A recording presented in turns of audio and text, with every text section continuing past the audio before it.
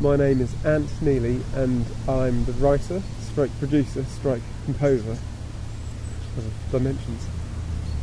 I primarily worked as a composer for the last few years for film and television, and basically I was working on a show that took about 6-7 months of the year, and then in my downtime I'd be writing music for other shows, did the odd bit, but I had a lot of spare time basically. I had, a few months of full-on stuff and then a lot of spare time, so I started writing scripts for another creative outlet.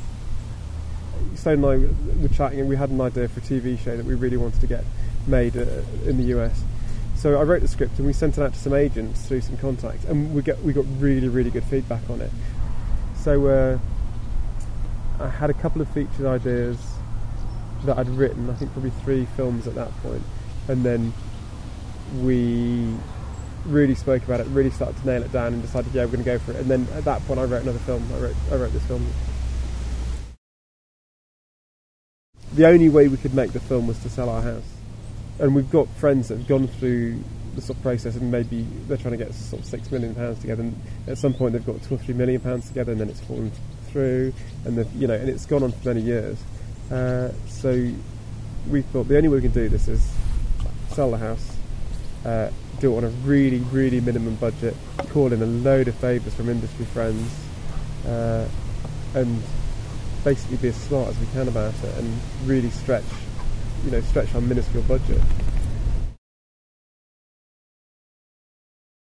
I think from a design point of view, we had to, instead of fabricating designs from drawings, we had to go and find things and go to charity shops, jump in skips, and yes we did, and basically find stuff and then make that, use those as our building blocks, which was really good fun and really interesting way to work. But usually in a film you would you'd draw, you'd design it, you'd draw it up, do technical drawings, and then have it fabricated.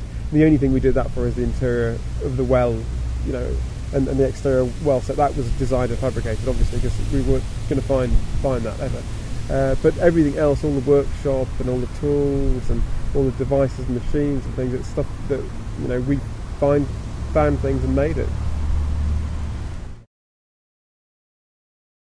The house we're shooting at is my brother's house, and they kindly let us shoot here. We couldn't make the film if they hadn't let us shoot here, but it's so inspiring. It's by the river. It is just such an amazing place. Really, you just wander about and go, you know what?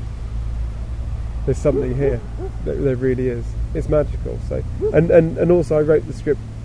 I had those ideas that I wanted to tell, and the dimensions and that sort of thing. But after being here and visiting, I wrote the script around the location.